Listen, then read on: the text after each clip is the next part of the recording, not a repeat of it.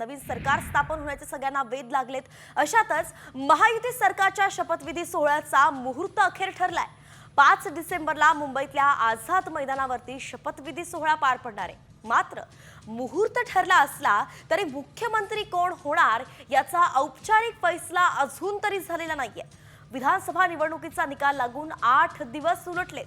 महायुतीला 230 पेक्षा जास्त आमदारांचं बहुमत मिळालंय। मात्र अजून सुद्धा महायुतीचा मुख्यमंत्री पदाचा चेहरा जाहीरच झालेला नाहीये।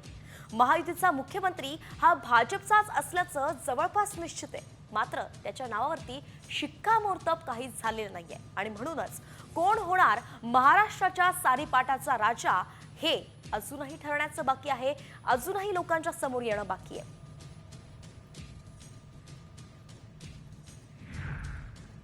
तर राज्यात भाजपचाच मुख्यमंत्री होणार अशी माहिती खुद्द अजित पवारांनी दिलेली आहे। मुख्यमंत्री आणि एक मुख्यमंत्री आणि 2 उपमुख्यमंत्री असं ठरलंय अशी माहिती अजित पवारांनी दिली आहे। नव्या सरकारबाबत अजित पवारांनी ही मोठी माहिती दिली आहे। तर आपण पाहतोय पुन्हा एकदा तेच सूत्र रिपीट होणार आहे। एक मुख्यमंत्री असणार आहे आणि 2 उपमुख्यमंत्री असणार आहे अशी माहिती खुद्द माजी उपमुख्यमंत्री अजित पवारांनी दिली आहे।